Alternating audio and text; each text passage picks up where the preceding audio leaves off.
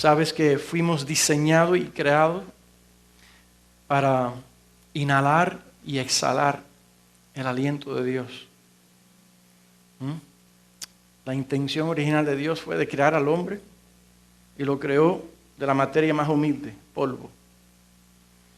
El polvo es común y corriente. No hay polvo superior al otro. El mismo polvo que se encuentra en Cuba es el mismo polvo que se encuentra en México. Entonces no te gloríes del polvo de donde vienes. Gloríate en él.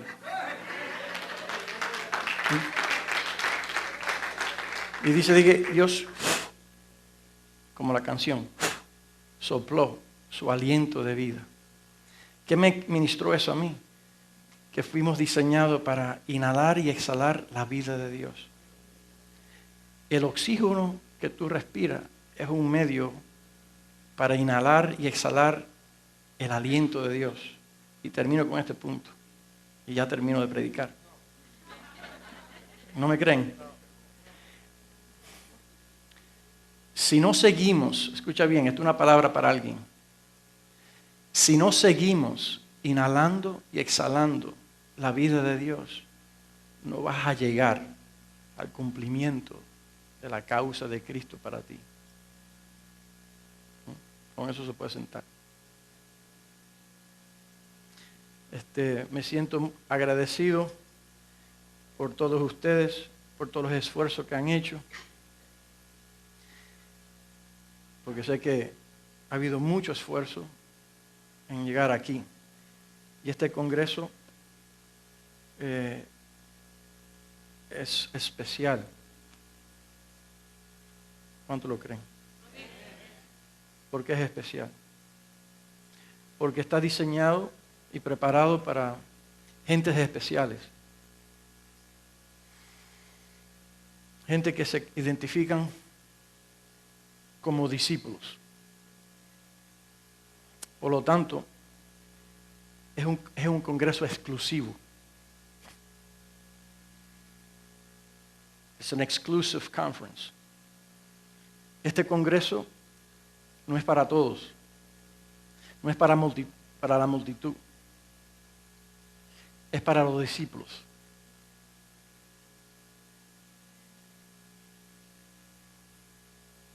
Es para aquellas personas que se clasifican según el principio de Pareto, el economista italiano, que descubrió que el 20% produce el 80%. ¿Verdad? Le llaman la regla del 20-80. Y los discípulos son aquellas personas que representan el 20% que producen el 80% del fruto en el reino. Cuando Cristo quería compartir sus secretos más íntimos, no lo compartía con la multitud, se separaba y lo compartía con sus discípulos.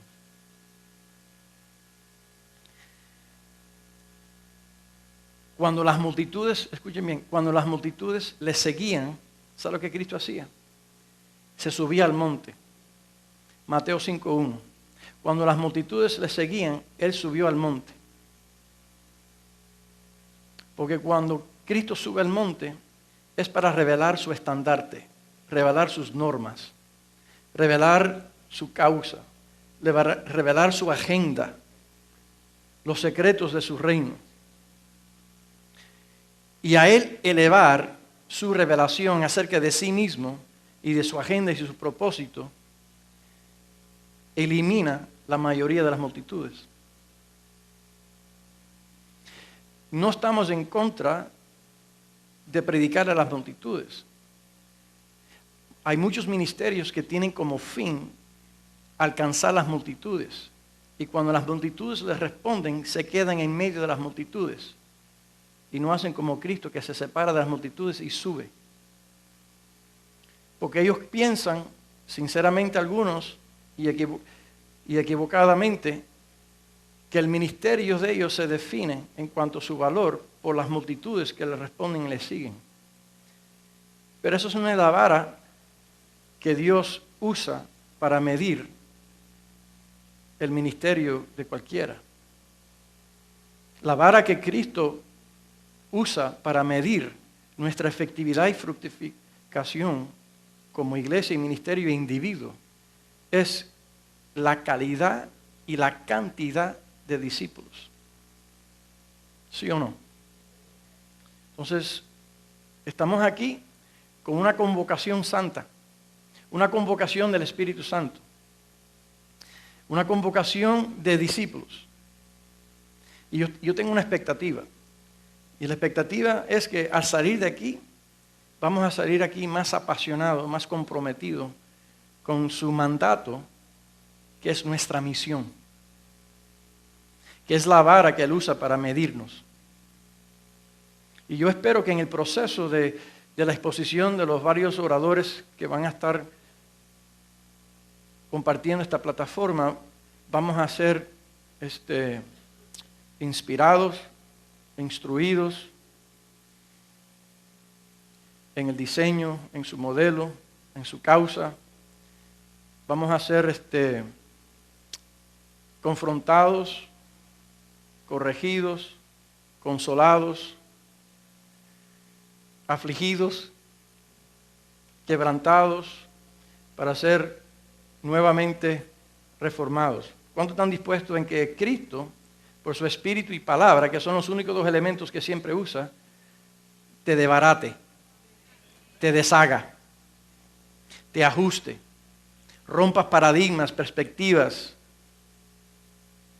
y llegue a reordenar y alinear todo lo que pueda ser alineado en nuestras vidas personales y ministerios para subir a otra dimensión de ser más efectivo y más fructífero? Yo no dije más popular. Yo no dije más próspero en cuanto a materia. Dije más efectivo y más fructífero. Los invito a que me acompañen en Mateo 28, donde todos nosotros estamos, un pasaje que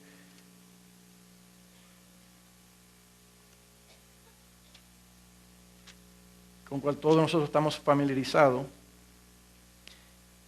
y ese ha sido parte del problema que la iglesia, a través de su historia, ha tenido cuando se llega a familiarizar.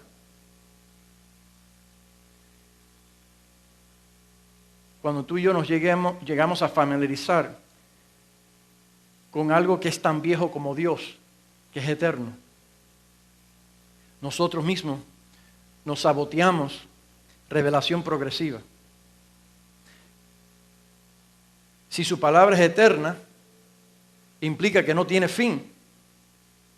Es decir, que la misma palabra que tú y yo hemos venido conociendo tiene capas y capas y capas de profundidad. Y va ampliando y ampliando más nuestro horizonte, nuestra visión acerca de lo que ya Dios había concebido y consumado desde la eternidad. Y lo venía revelando progresivamente a través de toda la historia redentora, según las Escrituras. Y cuando eso sucede, que nos familiarizamos, bien conmigo, nos limitamos.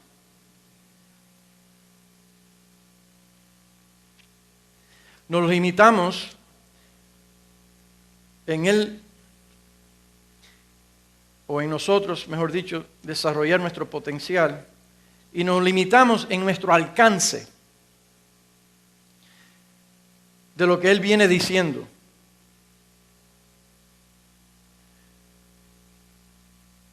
No deduzca que aún los primeros discípulos a quien Cristo les dio el mandamiento habían asimilado por completo todo lo que ese mandato llega a encerrar.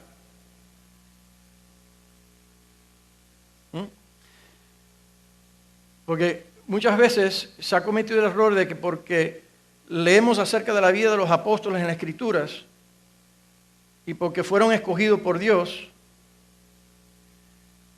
llegamos a pensar de que ellos asimilaron toda la comprensión de lo que Cristo quiso decirle. Pero tenemos referencias durante el transcurso del ministerio de Cristo que Él decía en ciertas ocasiones, quizás en muchas ocasiones, lo que te estoy diciendo no me lo estás entendiendo. Tengo muchas cosas que decirlos, pero no lo pueden soportar. No lo van a entender hasta que yo envíe al otro consolador, identificándose como el Espíritu de verdad. Y cuando Él venga, Él estará contigo y estará en ti para guiarte ¿a cuánta? A toda verdad. ¿Y quién es toda la verdad? Cristo. Yo soy el camino, la vida y la verdad. ¿Y de qué está lleno Cristo? ¿Está lleno de qué? De gracia y verdad. La gracia de Dios es su verdad y su verdad es la gracia. Y si queremos crecer en Él, necesitamos continuamente seguir creciendo en el conocimiento que se revela progresivamente por el Espíritu de verdad acerca de su gracia y verdad. Muchos piensan cuando nos escuchan que nosotros tenemos una nueva moda cuando predicamos el Evangelio de la gracia y la verdad, pero es tan viejo como Dios. Porque cuando hablamos de la gracia y verdad no es una doctrina, es una persona. Estudiamos las doctrinas de la gracia y la verdad para conocerlo a Él. Porque si en verdad estás entendiendo su doctrina de gracia y verdad, siempre va a resultar en llevarte en Él, en hacerte crecer en Él y Él crecer en ti para que puedas manifestarlos en y a través de tu vida. Entonces, también tiene que ver mucho con su mandamiento. Los discípulos progresivamente fueron entendiendo la magnitud, lo trascendental que su mandamiento representaba. Te voy a dar un ejemplo de varios. Con uno espero que sea suficiente para mostrarle que en muchas ocasiones los apóstoles no habían comprendido todo lo que estaba implicado en su mandamiento. Pedro siendo uno de ellos. Cristo había dicho, y predicar el Evangelio a toda criatura, y discipular a todas las naciones. Cristo le había dicho a ellos, van a recibir poder del alto y van a ser mis testigos, comenzando en Jerusalén, Judea, Samaria y las confines de la tierra.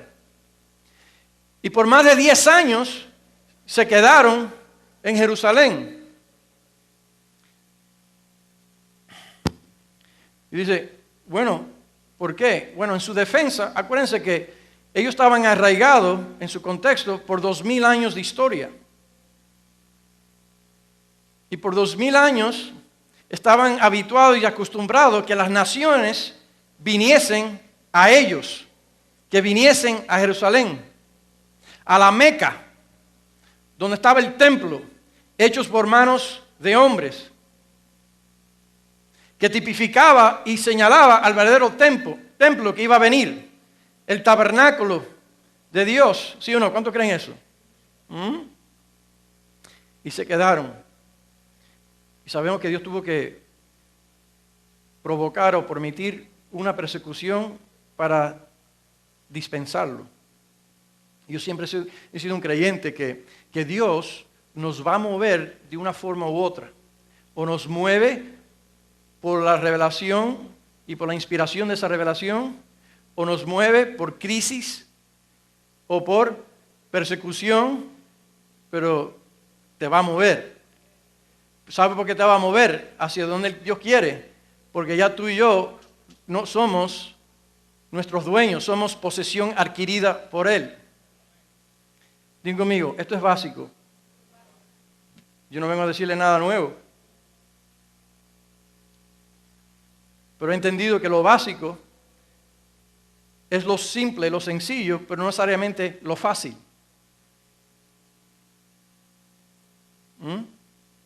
Como perdona a tu hermano que te estafó $150,000, que te estafó 20,000, 50,000. 30,000. Perdónalo. Según la oración que oramos todos los días, Señor, perdóname mis deudas, así como yo perdono las deudas del prójimo.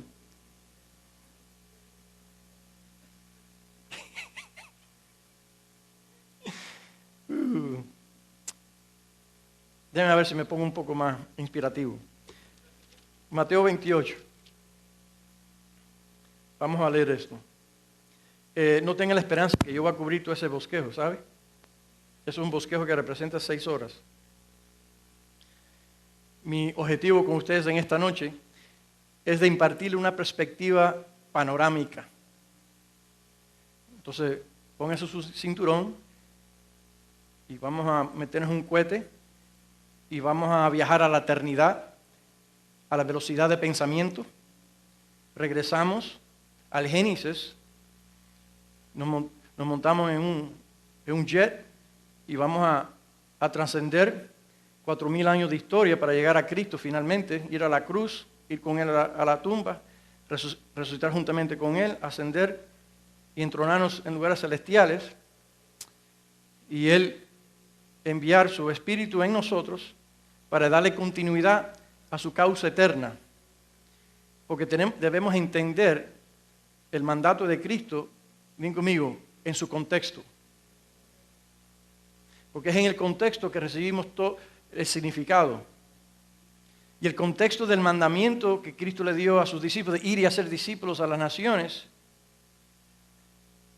fue un contexto que inició en la eternidad y a través de toda la historia redentora, que tuvo su culminación en el cumplimiento de los tiempos cuando Dios prefijó su tiempo de enviar a su Hijo, nacido de mujer, bajo la ley para cumplir con aquello que tú y yo no podíamos cumplir, los requisitos de la ley, y después, digan conmigo, Cristo primero vivió por mí, antes de morir por mí.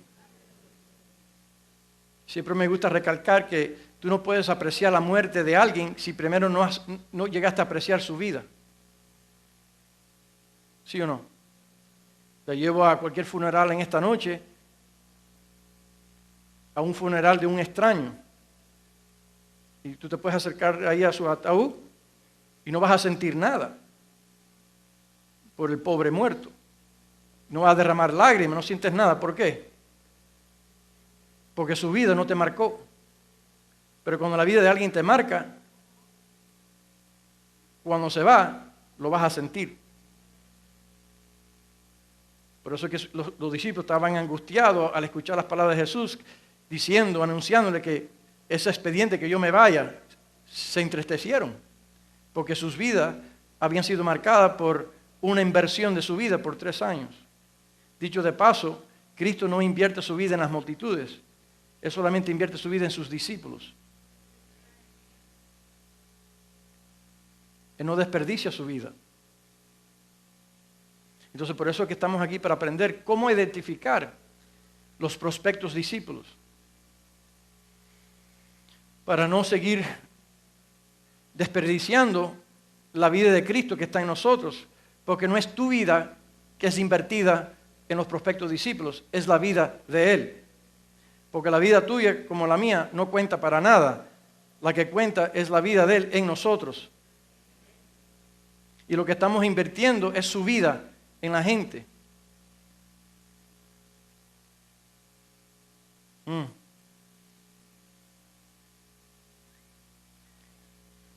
Y su vida es inagotable, no se puede exhaustar. Pero cuando tú y yo pensamos que estamos invirtiendo nuestra vida, esa sí se agota. Y cuando no vemos una reciprocidad, ¿cómo nos sentimos? Frustrado, y no voy a entrar en todos los síntomas psicológicos que llegamos a experimentar, ¿sí o no? Pero te digo, por una administración de parte de Dios, cuando yo fui confrontado a sentirme como muchos de ustedes, frustrado, decepcionado, defraudado porque se invirtió aquí, se invirtió allá, se invirtió en aquel, en aquella. Y entonces la pregunta me vino, ¿qué vida estabas invirtiendo en ellos? ¿La tuya o la mía? No me están escuchando. Escúchame a mí más.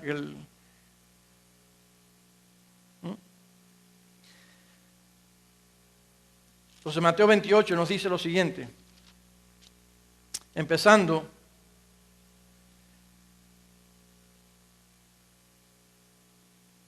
con el versículo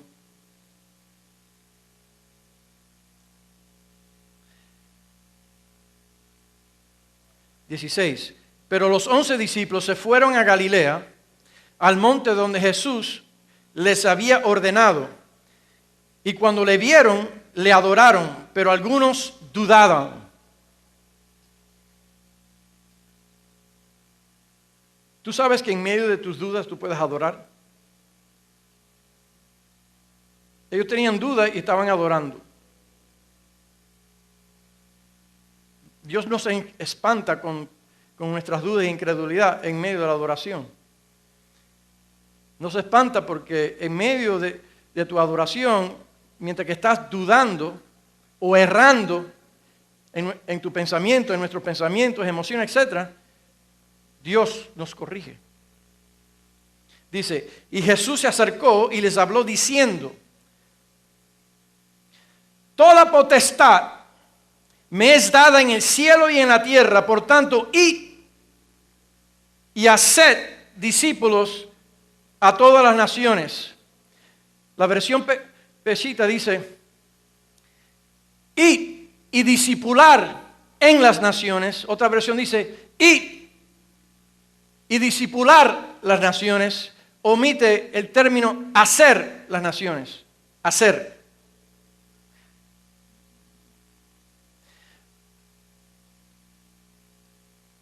Bautizándolos en el nombre. Digan conmigo, bautizándoles. ¿En qué? ¿En qué? Sumergiéndolos, zambulléndolos, saturándoles en el nombre. Cuando tú haces un estudio de bautismo, te das cuenta que el término bautizo es un verbo que siempre corresponde a un objetivo. En otras palabras, el verbo siempre está conectado con un objetivo. Por eso es que en la Biblia se enseña acerca de varios bautismos. Bautismo en el agua. Objeto, agua. Bautismo en el Espíritu Santo. Bautismo en fuego. Bautismo en cuerpo. Pero aquí dice ¿qué? Bautismo en el nombre. ¿A dónde te llevo?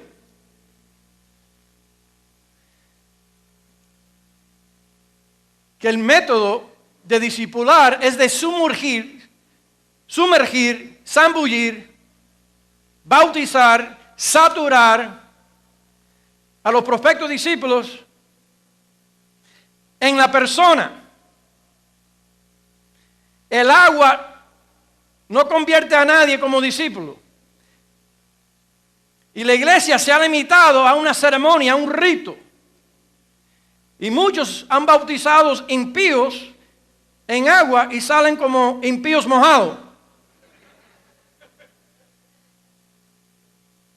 Pero lo que llega a transformar la vida de alguien es cuando son sumergidos en el conocimiento íntimo que solamente puede ser revelado por el Espíritu de Dios al corazón y a la mente, que conlleva a la persona en un proceso de su mente ser renovada, alinear sus pensamientos al pensamiento de Cristo, que es un pensamiento coherente. La mente de Cristo no se contradice dentro de sí misma.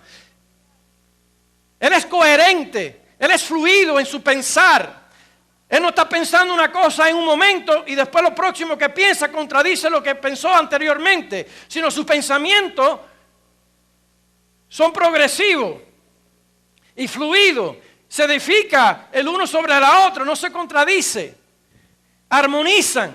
El pecado es lo que ha afectado el intelecto del hombre. Por eso es que tú y yo, a pesar de que estamos llenos del Espíritu Santo, nos contradecimos en nuestro propio pensar, en nuestro propio sentir y deseo, pasiones, afectos, emociones. Pero la mente de Cristo es sana, es íntegra, es perfecta. Por eso es que estamos en un proceso de ser, ¿qué? Perfeccionado a la medida que el Espíritu de Dios revela la mente de Cristo, revela sus pensamientos y aún los pensamientos que tenemos acerca de eso, lo llega a reordenar. Porque un pensamiento fuera de orden puede limitar el desarrollo suyo y el mío.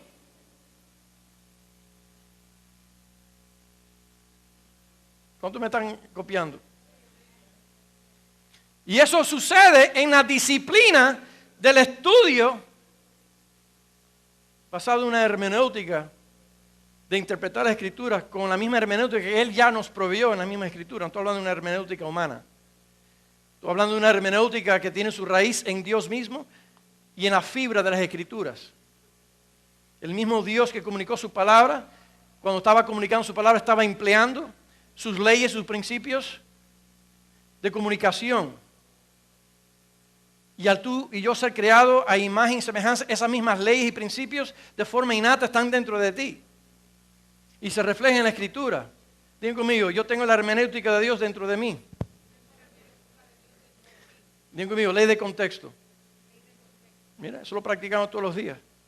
¿Cuánto aquí has sido victimizado de que estabas teniendo una conversación con alguien, tercera parte vino y te escuchó decir algo, quizás en un tono, y vino y corrió con eso y se lo dijo a 50 personas? A lo mejor en ese momento que esa persona intervino dijo, tú dijiste, no te lo creo.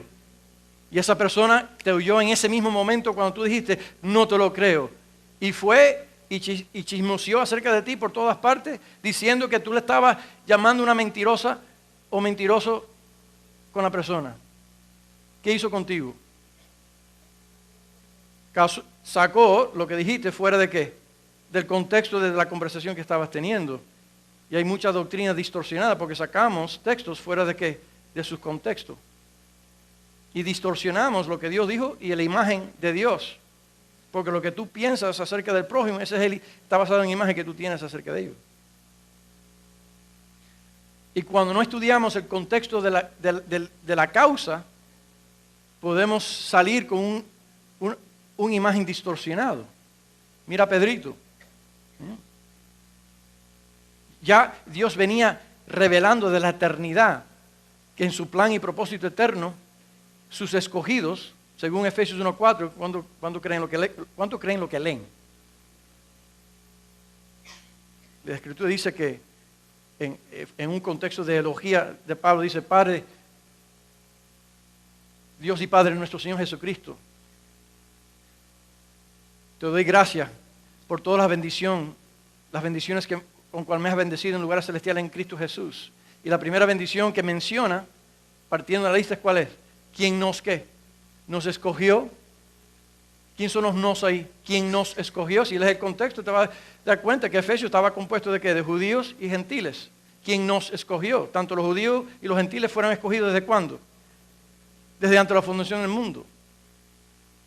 La iglesia era el secreto eterno de Dios, desde la eternidad.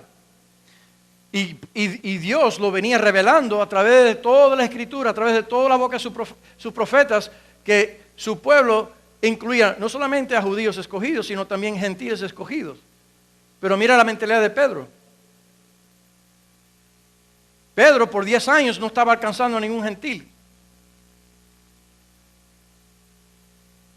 Tú puedes abogar el caso, bueno, es que eso no fue su comisión apostólica, porque ya sabemos que en Gálatas capítulo 2, Dios le dio la comisión apostólica a Pedro para los circuncisos y a Pablo para los incircuncisos. ¿Sí? Pero mira esto, aun cuando Dios le da una orden a Pedro, dice, mira, ¿se acuerdan cuando estaba en la azotea tomándose su piña colada? Estaba ahí descansando. Y de repente se le baja un lienzo lleno de animales cuadrúpedes, de todo tipo. Y mira esto, mira el detalle. Dios le dice a él en voz audible, Pedro, levántate, mata y come. Eso fue una directriz. ¿De quién? De Dios mismo. ¿Ok? Y mira cómo Pedro está argumentando ahora. Con una visión. Está viendo una visión. Digan conmigo, visión. Está escuchando la voz audible de Dios diciendo, levántate, mata y come. Y mira cómo Pedro le responde, no me es lícito de comer animales inmundos. ¡Wow! Pedro está viendo visión, está escuchando la voz audible de Dios y Pedro está refutando, está argumentando.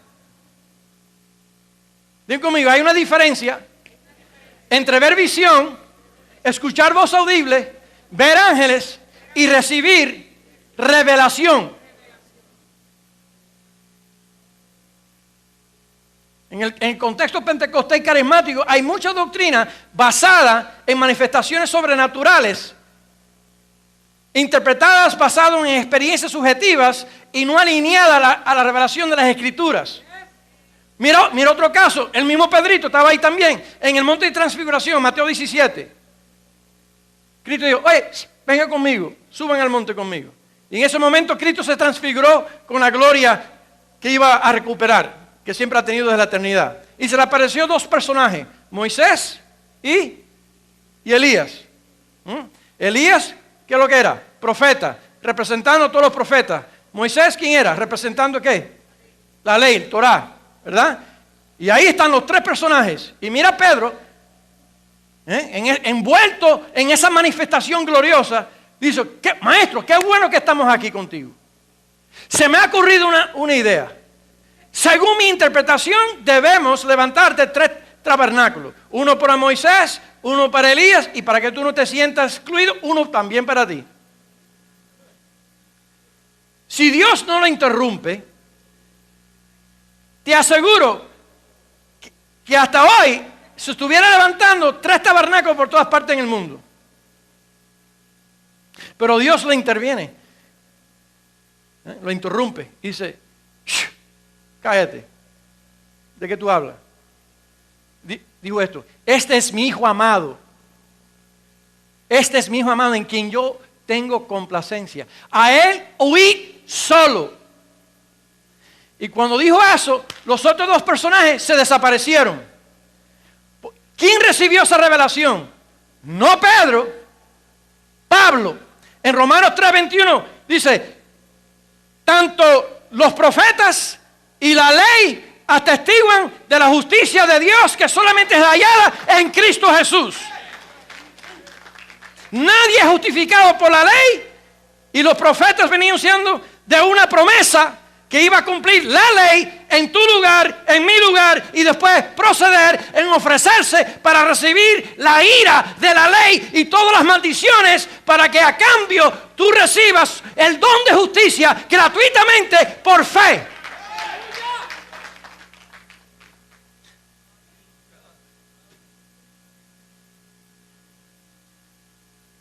Entonces Pedro no estaba entendiendo todo el programa, porque todavía le está diciendo, no me es lícito. Mira cómo Dios le responde en Hechos 10. No digas, no llames inmundo lo que yo he limpiado. Búscalo. Busca en el original, busca en el orden gramático en el original. Pero no tienes que buscarlo. Si sabes español. Y en inglés está más claro. What I have cleansed. ¿Eso es qué? ¿Sentido qué? Pasado.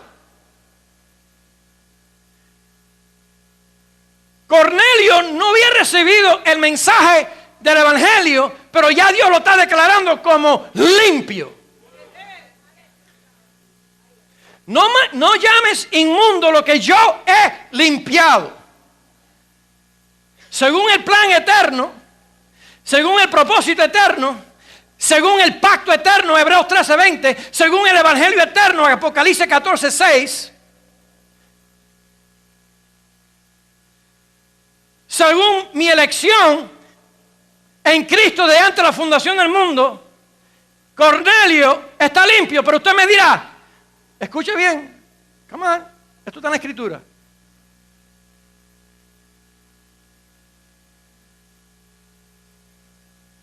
según la Escritura, dice que no hay remisión de pecados sin sangre. Para que Dios declarara que Cornelio fuese limpiado, la sangre de Cristo tuvo que ser ¿qué? Derramada.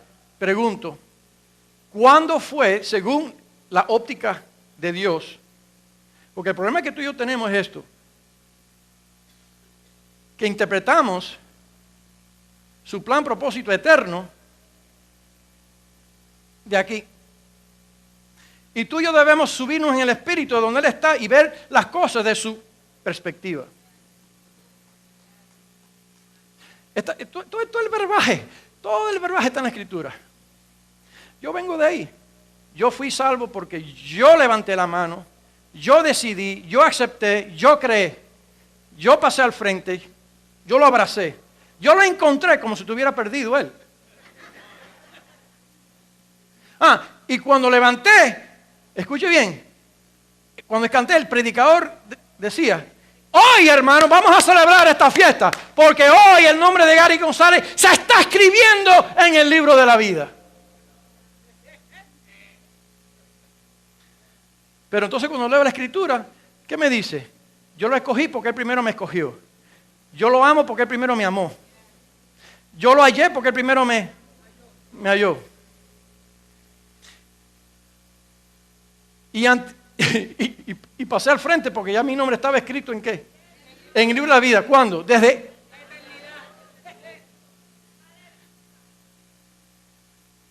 Ella me había ordenado para vida. Sí, porque yo no contribuí nada. Tremenda contribución. Yo estaba rebelde. Hay aquí ciertas personas que me conocen.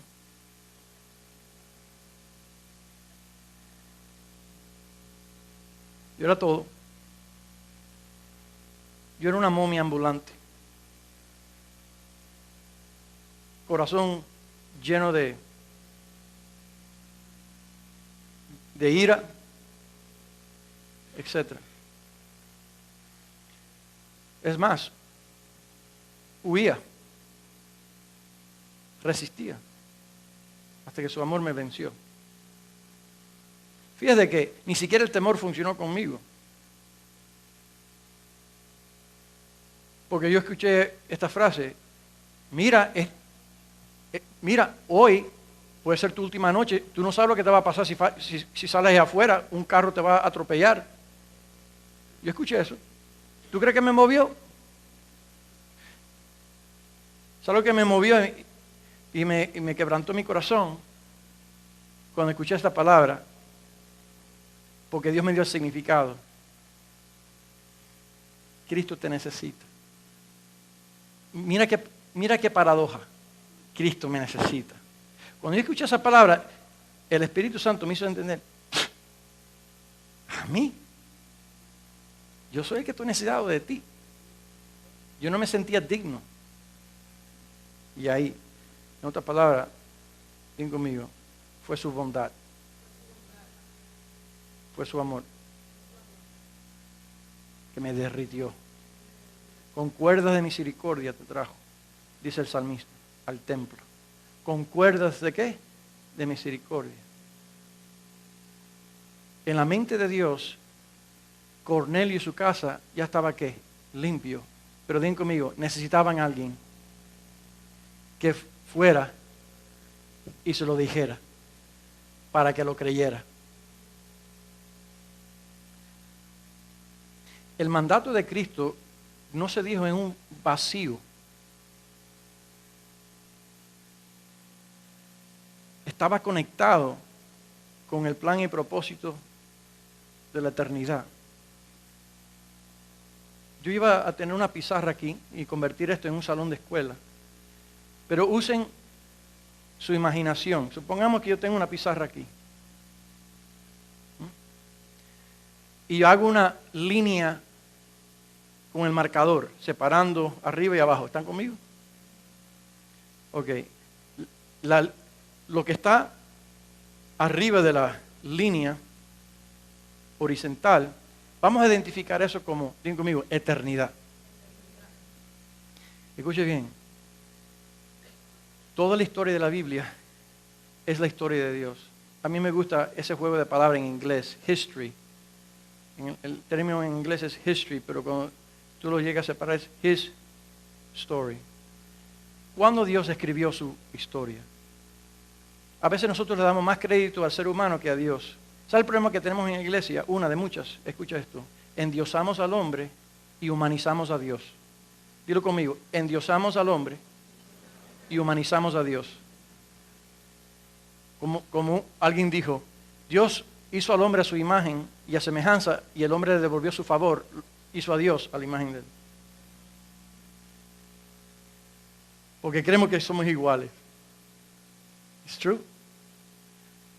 Y yo creo que en esta reforma en la cual estamos, y ustedes saben que esto va más esto es antes de la reforma protestante y más allá de la reforma protestante.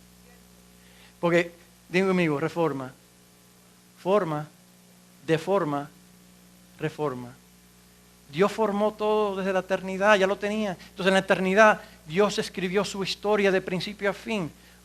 Como que el hombre se puede sentar en Hollywood y escribir un libreto, escribir una historia de principio a fin. Él conoce como el fin va a terminar porque él escribió del principio al fin y escribió todos los capítulos, ¿sí o no? El hombre puede ser eso. El hombre puede ser autor de su propia biografía, de su propia historia, pero Dios no.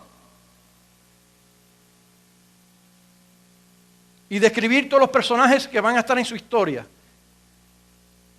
Si lees Hechos capítulo 7, Esteban narra toda la historia de Israel y empieza a identificar en los tiempos de Dios cuando este nació para cumplir. Digo conmigo, mi biografía personal se encuentra en su historia. No, Dios no se metió en tu historia, Él te metió a ti en su historia.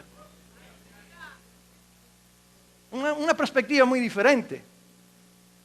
Porque entonces tú crees que tú eres el cheche de toda la historia, que tú eres el centro de la historia. Tú y yo no somos el centro de la historia.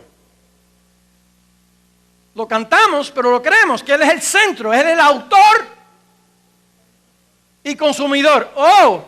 Principio y, alfa y todo.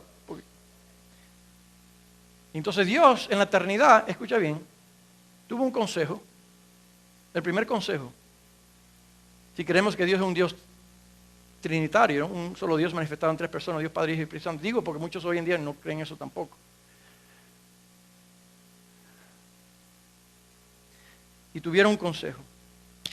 Y ellos dijeron, ¿sabes qué? Esta gloria es demasiado sabrosa para retener entre nosotros. Porque Cristo vino a revelar la gloria del Padre. En Juan 17, ¿qué dijo Él? La misma gloria que se me ha dado, para que ellos sean, ¿qué? Uno, como tú y yo somos uno. ¿En qué consiste la gloria? En vida. Digo conmigo, su vida es gloria. Eso lo ves en Juan 17, capítulo 7, del 1 al 3.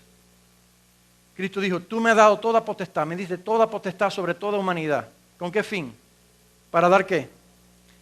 Vida a todos los que me diste. Y esta es la vida eterna. No que vayamos al cielo, no te estoy quitando el cielo, ten cuidado. Pero la vida eterna no es esa.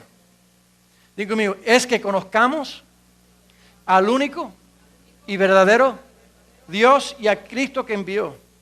¿Cuántos ya han aprendido eso? Que la vida eterna es todo acerca de conocerlo a Él. Un evangelio que se ha predicado es que Cristo murió para darte un boleto y llevarte al cielo. Pero no para vivir su vida aquí y disfrutarla y manifestarla y aprender cómo vivirla. Es como yo decirte, quiero ir a tu casa, pero no me importa si usted está, porque estoy más interesado en tu mansión que en tu persona. Y muchos cristianos quieren ir al cielo aunque Dios no esté ahí.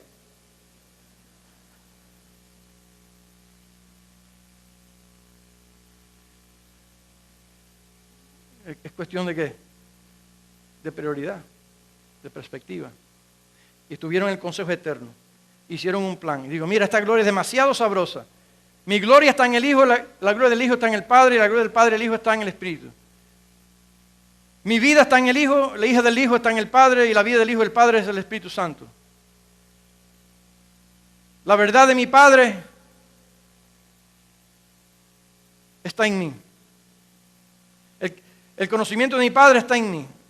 El conocimiento mío está en Él. Nadie conoce al Padre sino el Hijo. Nadie conoce al Hijo sino el Padre y a quien quiere darlo a conocer. Esa es la gloria. La vida del uno en el otro. Compartiendo una misma vida, una misma gloria, una misma verdad, un mismo amor, un mismo propósito. Cada uno se sentía realizado y satisfecho en el otro. Mi gloria está en ti. Estaban completos, digo mío, estaban completos. Cuando tú estás completo, tú eres libre. Eres libre de toda necesidad. No necesitas a nadie ni a nada porque ya eres completo en ti, autosuficiente. No necesitas nada. Ellos no necesitaban a nada, nada y nadie fuera de ellos porque ya estaban ¿qué? Contentos, feliz de la vida. Estaban en un estado placentero, basado en su plenitud. Y mira la idea que surgió en ellos. Hagamos al hombre a nuestra imagen y semejanza. Esta gloria no se puede detener. Es para que se reproduzca y se multiplique. Y ellos crearon la creación. La creación es el escenario para ellos revelar su gloria. Y cuando crearon la creación, digo amigo, se creó el Cronos. Y mira, entonces ahí Dios, estamos hablando del mandamiento. De ir y discipular ¿qué? Watch this, please stay with me. Y crearon, sabemos, Adán y Eva en el Edén. Dios mismo se estableció como un modelo. Hagamos al hombre a imagen de quién? De nosotros. Una unidad plural. Hagamos, ¿verdad? Lo que estamos disfrutando aquí en esta coinonía íntima, vamos a reproducirlo allá. Hagamos al hombre nuestra imagen y semejanza. Lo formó del polvo de la tierra, sopló su aliento de vida, un alma viviente. Digo conmigo, su alma, producto de la vida de Dios. El alma, ¿de qué se compone? Las facultades de qué? Intelecto, emoción y voluntad. Entonces Dios diseñó y creó las facultades del hombre, escuche bien, para recibir la vida y transmitir su vida, producto de su aliento de vida. Lo sabemos, digo conmigo, pan comido. Y mira, Dios estableció el diseño. Al soplar su aliento de vida, implantó su imagen en la humanidad. Los bendijo. Los bendijo no por lo que iban a hacer, sino por lo que eran. No habían hecho nada y ya eran bendecidos. Digo conmigo, Dios me bendice por lo que soy y no por lo que hago. Porque al Dios bendecir el ser del hombre, ya su hacer como resultado iba a ser bendecido. Los bendijo y los ordenó. ¿Qué dijo? Sean fructíferos, multiplíquense, llenen, sojuzguen la tierra, ejercen dominio. Los puso en Edén, deleite, un contexto placentero, en descanso, cultiven y cuiden. Digan conmigo, primer pacto. Entonces digan conmigo, el mandamiento de Cristo está conectado con el primer mandamiento de la creación. Dios no ha cambiado su plan. No ha cambiado.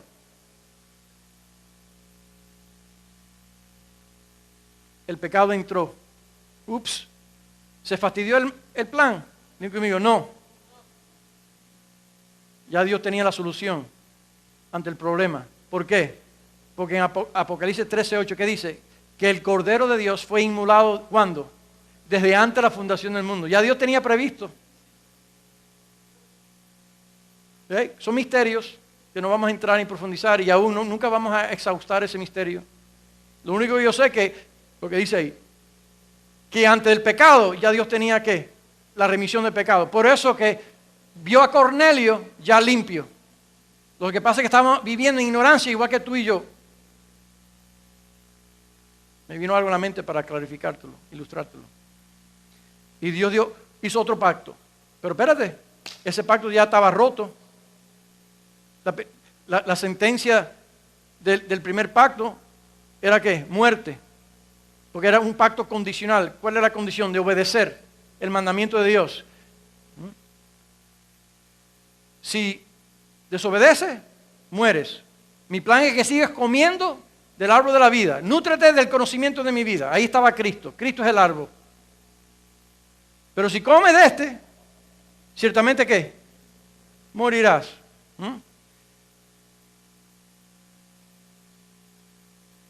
El hombre tenía libertad de escoger dentro de qué? De los parámetros que Dios estableció. Pero cuando coges de esto, perdiste la libertad de coger de este árbol. Solamente ahora vas a escoger entre bien y mal, pero no importa, ni el bien y mal que escojas es muerte. Y ya no tienes acceso al árbol de vida, al menos que yo Dios lo abra. Entonces Dios estableció supuestamente otro pacto. Digo mío, era el único, el pacto eterno. ¿Por qué? Porque entre Dios y Padre y Espíritu Santo hicieron un pacto en la eternidad. ¿Y sabes lo que estaba en medio de ese pacto? Digo mío, la cruz. Para abrir el círculo de ellos una vez más.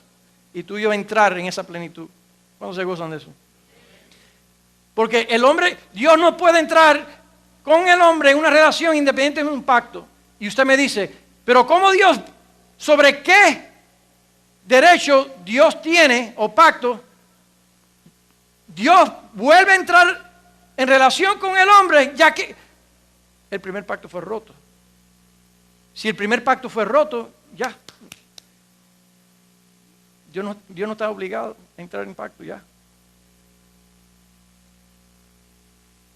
¿Sobre qué pacto Dios procedió en gracia en volver a entrar en pacto con Dios? El eterno, porque era ¿qué? ¿Basado en qué? En gracia. Y le dio una promesa, Génesis 3:15. A través de tu simiente, ya saben la historia. Voy a establecer enemistad entre la simiente de la serpiente, que es el pecado, y la simiente mía, que es incorruptible. 2 linajes. Y cuando Él venga, Él va a herir tu cabeza y tu cañar. Digo conmigo, la promesa de la causa. Estoy hablando del mandamiento, de nuestra misión. Vamos a acelerar el proceso. El segundo pacto fue ¿qué? Noético. Digo conmigo, pacto. Perdón. El tercero, digo conmigo, pacto de preservación en medio de juicio. Porque Noé halló, ¿qué? Ante los ojos de Dios. Él estaba corrupto como cualquier otra persona. Pero un pacto de preservación, de Dios preservarse, una simiente, un linaje escogido. ¿Qué dice Pedro? Que somos linaje. Linaje, ¿desde dónde? Desde Cristo. Cuarto pacto, dígame, abrámico. Ese pacto es especial. Hay muchos detalles ahí, ¿sí? Pero un detalle que quiero recalcar es que a través de tu simiente todas las familias serán ¿qué? Benditas. Y serán tan numerosas como ¿qué? Las estrellas y los granos de arena. Digo mío, todas las naciones, todas las familias. Pero sabemos que la promesa fue a Abraham y a su ¿qué? Y Pablo dice, aclara, que no simientes, sino simiente singular, y la simiente siendo ¿quién? Él, it's all about him. La historia es acerca de él. Y después viene el pacto mosaico, la ley. Digo conmigo, la ley vino después de la gracia. El problema del pueblo judío que creía que podían ser justificados por obras de la ley, cuando ellos no fueron salvos por Egipto, por la ley, sino por ¿qué? Por gracia, según el pacto abrámico, que era un pacto ¿qué? De gracia. Y después viene el pacto davídico. ¿Qué es especial el pacto davídico? Salmo 89, 2 Samuel capítulo 7. Digo conmigo, que su descendencia tendría siempre un rey que va a reinar. Una dinastía de reyes. El hijo de David. Y por ende, ¿quién vino? Cristo. ¿Como linaje de quién? El cumplimiento. Digo conmigo, el cumplimiento del pacto eterno. El pacto edénico, adámico, noético, abrámico, mosaico, davídico. Y ahora Él viene. Nacido de mujer bajo la ley. Para cumplir la ley. ¿Sabe por qué era el único que podía cumplir la ley? Porque era el único que tenía la vida y el espíritu de la ley. Dios nunca dio la ley para salvar al hombre por ley. Esa es la confusión que hay en la iglesia. No saben distinguir entre el propósito de la ley y el evangelio. Y no podemos entender el evangelio si no entendemos el propósito de la ley. La ley fue un ayo que nos enseñó el camino de salvación. La ley revela el carácter de Dios, la santidad de Dios. La ley es un espejo que revela mi pecaminosidad en pensamiento, en todo. Si yo me juzgo por la ley, estoy frito. Y la ley fue dada para frustrarme. ¿Cuántos se sintieron frustrados por la ley? Porque la ley exige ¿qué? Obediencia perfecta y perpetua todo el tiempo, ¿sí? Porque Él es perfecto. La ley es todo lo que Dios es espiritual, perfecto, buena, justa. Y nosotros, ¿qué haremos? Todo lo contrario. Entonces Dios me da la ley, pero no me da el espíritu y la vida y el poder para cumplir con ella. ¿Con qué fin? Para frustrarme, para convencerme que no puedo cumplir con ella, que soy un transgresor, un desobediente y que me merezco todo el justo juicio y toda la ira y todas las maldiciones descritas en Deuteronomio 28. El único que podía cumplir con la ley fue el mismo Dios que dio la ley. Y Dios vino y cumplió la ley por ti y por mí. ¿Cómo? Se encarnó. ¿Cuánto le dan un aplauso a Él por eso? ¿Ah? Come on. Vivió por ti. Vivió por ti. El yugo era muy pesado. No estamos hablando de 10 mandamientos, estamos hablando de 613.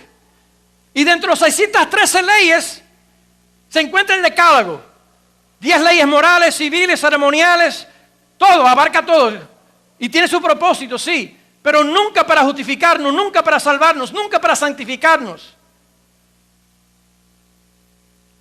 Y Dios dijo, espérate, me voy a meter en un cuerpo humano.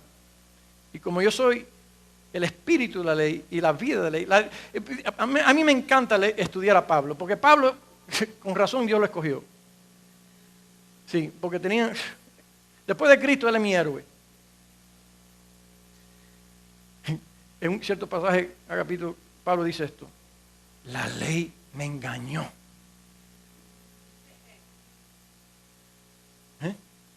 Digo, ¿cómo que la ley te engañó, Pablo?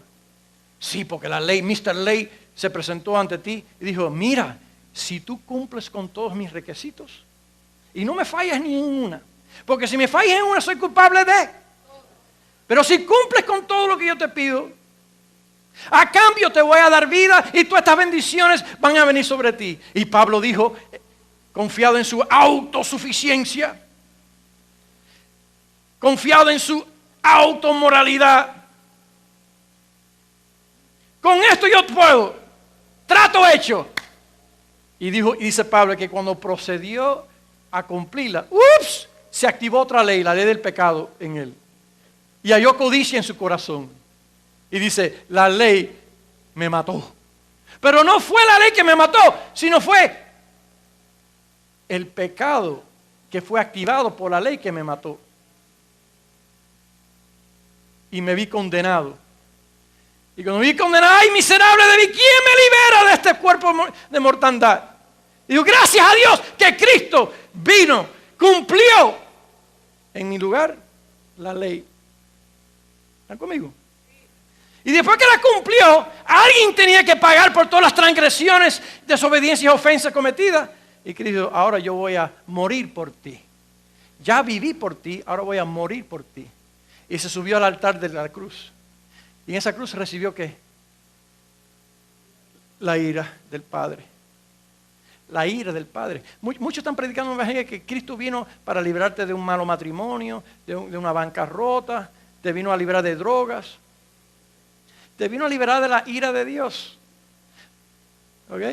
Yo no estoy quitando que Él pueda hacer esas cosas, pero eso no fue la razón porque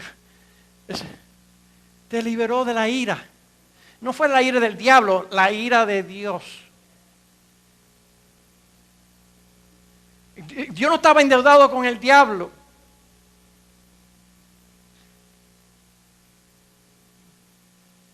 La serpiente ha estado comiendo polvo de la tierra desde entonces. Y en Apocalipsis lo vemos como el gran dragón. Siempre pregunto, ¿quién me lo alimentó? Que creció de serpiente a dragón. Sí, porque he started off as a serpent. And in Revelation he's a dragon. ¿Quién lo estaba nutriendo? ¿Quién no me lo estaba alimentando? Evolución. ¿Cuál era la dieta de la serpiente? Dígame, polvo de tierra. Y el hombre fue hecho del polvo de la tierra. Ah, pero cuando entró en pecado, ¿dónde está? Ok.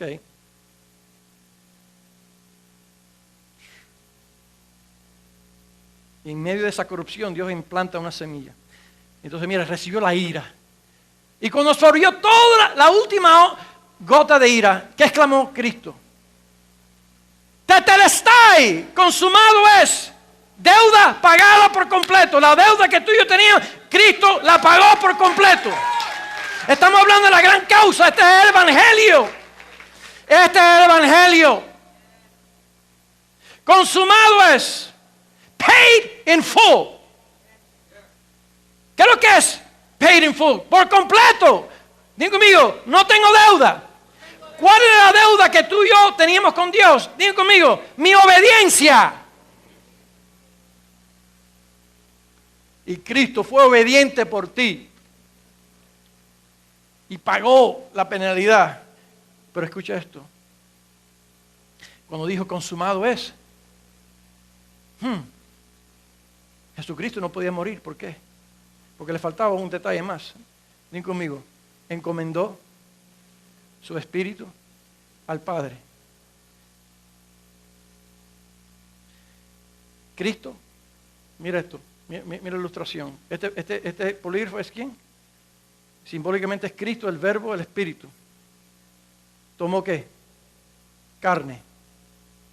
¿A qué se le llamó la humanidad? Yeshua. Jesús de Nazaret.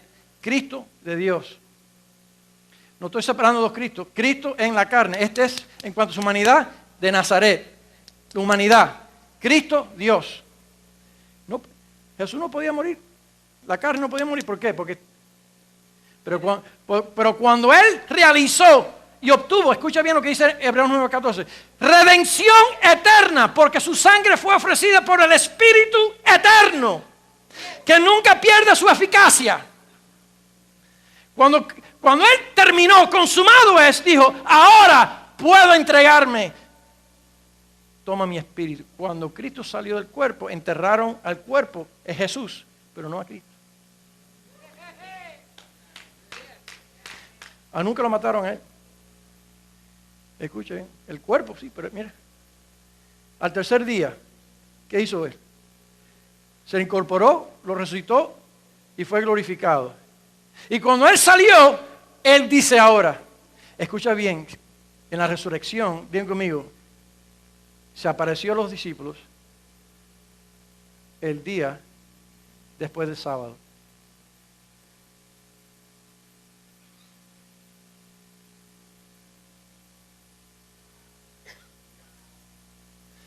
Trasfondo, contexto histórico y teológico. Un día nuevo, una semana nueva, un milenio nuevo, una nueva creación, una nueva humanidad, un nuevo orden, una nueva gloria. Y Él anunció con un tono triunfante: toda potestad se me ha dado a mí. ¿Dónde? En el cielo y en la tierra. Y Pablo lo elabora más en Filipenses 2, un nombre al cual toda rodilla se tiene que doblar en el cielo, tierra y de Efesios 4. El que ascendió, primero ¿qué? Descendió a las partes más bajas y después volvió ¿a qué? A subir para llenarlo todo en todo. ¿Qué te quiero decir? Que antes de los discípulos ir, primero tiene que asimilar por completo la soberanía de Dios. Soberanía es que Él está en control de todo, tiene toda potestad, toda autoridad. No podemos evangelizar y discipular independientemente de la soberanía de Dios, porque Dios es soberano sobre el cumplimiento de su propia causa. Dios no dio el mandamiento, escuche bien por favor, yo sé que estamos tomando un tiempo aquí, pero escuche bien. Muchos equivocadamente, lo digo con mucha propiedad, yo no hablo de segunda mano. Hay una mentalidad equivocada y esto es lo que Dios nos está restituyendo. Que yo tengo el derecho de ir a la nación que a mí me da la gana, cuando a mí me da la gana y a quien me da la gana. Dios no dio su comisión a sus discípulos. Vayan ahora a donde quieran, cuando quieran, donde les da la gana. Él no se divorció de estar involucrado personalmente, íntimamente con su propia comisión. Porque lo primero que tenemos que enseñar a nuestros discípulos es la soberanía de Dios, que Dios está totalmente en control del cumplimiento de su propia comisión. Digan conmigo, el Señor de la cosecha. ¿Qué dijiste? ¿Qué significa eso para ti, Señor de la cosecha? ¿De quién es la tierra? ¿De quién es la semilla? ¿De quién es el mensaje? ¿De quién son sus siervos? ¿De quién son las leyes de sembrar y cosechar? ¿De quién son los tiempos cuando se cosecha?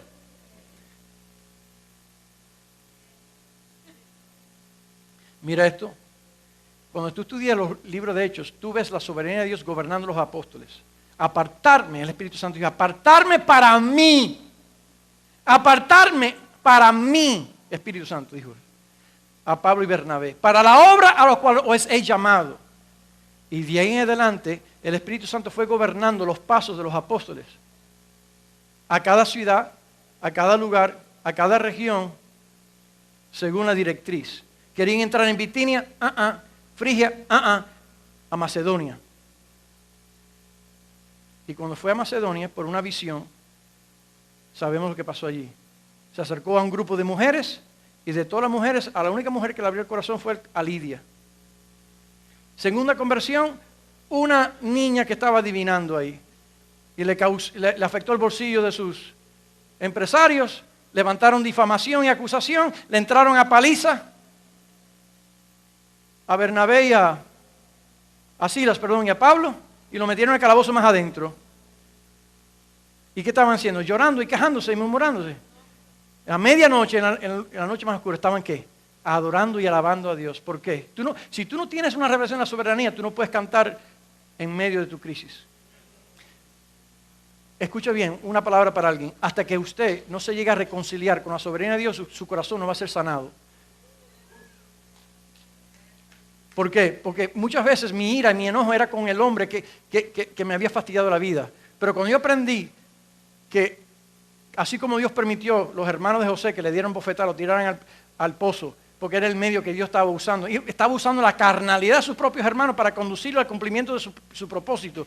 De la misma forma, Dios permite la carnalidad de tus hermanos que te den bofetada para... ¿Por qué? Porque todo ayuda bien. Todo ayuda bien para aquellos que aman y son llamados conforme a su... ¿Cuál es el bien? De ser conformado a su imagen. Porque cuando tú eres herido, lastimado, rechazado, defraudado, abandonado, marginado, conspirado y todos los hados, tú y yo tenemos mucha propensidad de estar llenos. Pero si yo creo que Dios está en control, digo, my issue es con quién. ¿Por qué tú permitiste esto? Bueno, y lo que he descubierto es para madurar en su amor, en su perdón, en el fruto del Espíritu, en el carácter, para que sea conformado a la imagen de Cristo, para purgar mis motivaciones, liberarme de muchas cosas dentro de mí mismo. Y segundo, para avanzar su causa. ¿A dónde estaba el carcelero de Macedonia? ¿Dónde estaba el hombre? Era el carcelero, tenía que llegar ahí. Por eso es que Pablo escribe en 2 Timoteo 2:10, todo estoy dispuesto, por amor a los elegidos que van a obtener la salvación, estoy dispuesto por amor a ellos a soportarlo todo. Si hay que cruzar un río porque Dios tiene un pueblo escogido, yo no sé quiénes son, pero si Él me dice cruza el río porque allí tengo muchos pueblos, como se lo dijo a Pablo en Corintios capítulo 18, no te vayas, quédate aquí porque tengo muchos pueblos, tú no lo conoces, pero predica la palabra y yo me encargo de manifestar quiénes son, predica.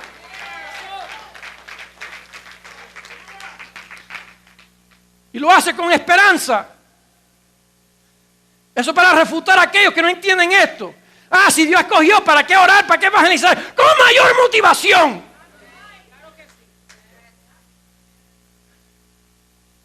No voy a la ciega, voy con esperanza.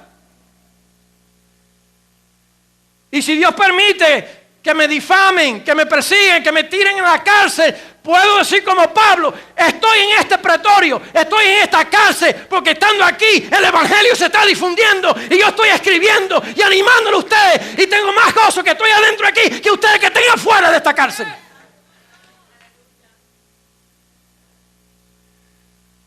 ¿Tú quieres ser discípulo de verdad? Queremos su gloria, pero no queremos padecer por esa gloria. Mira a Pablo, que conozca a Dios.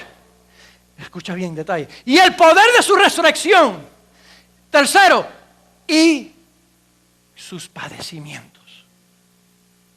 Mira ese orden divino. Te dije que Dios ordena. Digo conmigo, Dios me da el poder de su resurrección para fortalecerme en los procesos de sus padecimientos para cumplir con su causa.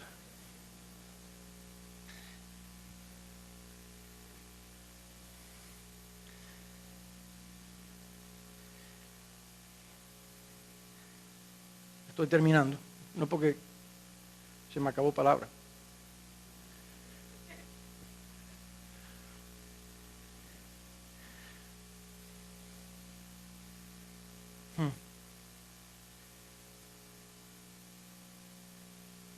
Ay, Dios mío.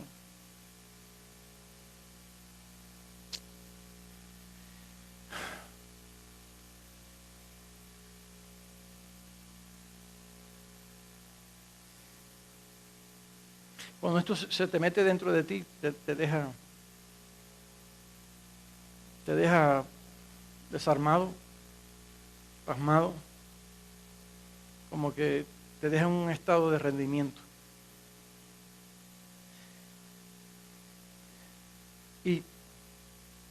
Y discipular naciones.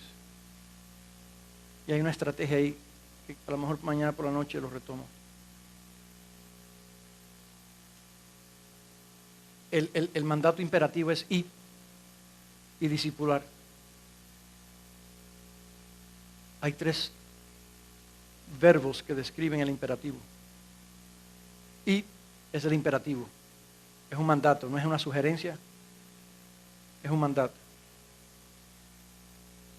Los 3 verbos describen de cómo se cumple. Bautizando, sumergiendo, ¿en quién?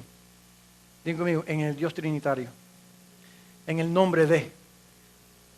Es un Dios, pero es el nombre del Padre, Hijo y Espíritu Santo. Un nombre y 3. 1 en 3, 3 en 1. En el conocimiento del, digo conmigo, en el conocimiento del Padre. En el conocimiento del Hijo. En el conocimiento del Espíritu. ¿En qué lo vamos a bautizar? Escucha bien, ya estoy terminando por esta parte. En el Evangelio Trinitario. Porque tanto el Padre, Hijo y Espíritu Santo estaban envueltos en el Evangelio. El Padre eligió, el Hijo redimió y el Espíritu Santo aplicó la redención, la era de Dios. Y por medio del Evangelio Trinitario somos introducidos en el Dios Trinitario para gozar de la vida del Padre, Hijo y Espíritu Santo. Continuamente dentro de uno mismo. Esto no es conceptos abstractos, estos son realidades. ¿Ok? Porque mira, tú oras, tu vida en Dios es trinitaria, expresa una trilogía. Tú oras al Padre en el nombre del Hijo por el medio del Espíritu Santo. Es práctico, muy práctico.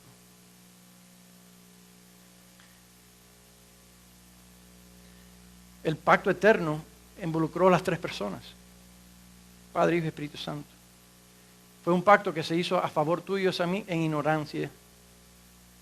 Termino con esta ilustración. ¿Se acuerdan de la vida de David y Jonatán? Mira esto. Si no la entiendes aquí, pues sigue orando. Con toda humildad. Sí, porque esto hay que revelarlo aún. Mira lo que dice. Jonatán y David hicieron un pacto entre ellos dos. Sabemos la historia, ¿verdad que sí? ¿Cuántos conocen esa historia?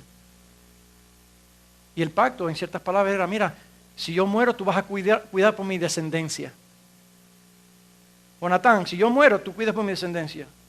David, si yo muero, tú vas a cubrir mi descendencia. Y sabemos la historia, que la casa de Saúl y Jonatán pereció, pero quedó uno, Mefiboset, que significa vergüenza.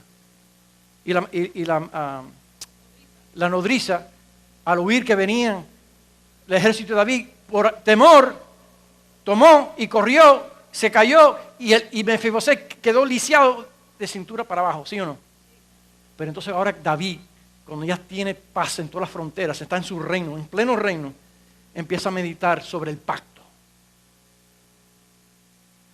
¿Quién quedará de la casa de Saúl? Y uno dijo, queda un Mefiboset, un nieto. Y mira el evangelio aquí, mira el evangelio aquí. Y David decretó, vayan y búsquenmelo. Y envió embajadores. Y vinieron los emisarios buscando a Mefiboset. ¿Dónde estaba Mefiboset? En un desierto, seco, árido, lisiado, impotente, incapacitado. Y llegó los emisarios de David. Y ellos asustados, vienen a juzgarme. No, venimos a cumplir con las misericordias de David. Y como él no podía ir al trono, lo cargaron. Lo llevaron, lo limpiaron, lo revistieron y lo sentaron en la mesa. ¿Están conmigo? Pero dice la Escritura que todavía estaba lisiado de la cintura para abajo. Digan conmigo, no fue por su condición humana que entró al reino. Por lo tanto, no es por su condición humana que lo descalifica para permanecer sentado en la mesa. Y sus hijos dijo, ¿qué tú haces aquí? Y le levantó la mano a David. La cicatriz del pacto. No estoy aquí ni por mi padre, ni por mí, por él. Estamos aquí por él. Dígame, estamos aquí por él. Y para él. Para ir en nombre de él. Pónganse en pie. ¿Recibieron algo? Aunque sea algo. Algo. Estudien el manual. Es didáctico. Wow. Glorioso evangelio. Gloriosa causa. Dada a los discípulos.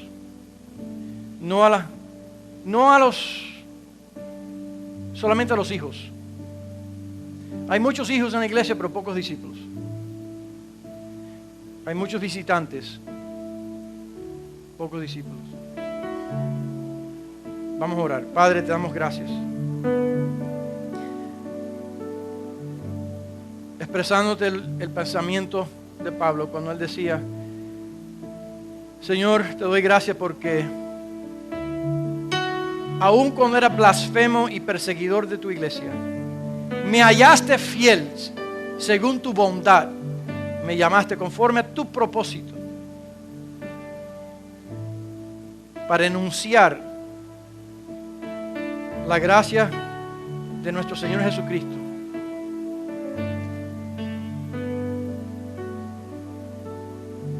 A toda criatura, en todas las naciones, con la esperanza que tú levantes y manifiestes tu pueblo, que según tú has escrito, los vienes conociendo desde antes de la fundación del mundo. Te pedimos y oramos que tú ordenes nuestros pasos proféticamente a las comunidades, a las aldeas, a las ciudades, a las regiones, estados y naciones, en el tiempo tuyo, a las ciudades indicadas, a las naciones indicadas, para cosechar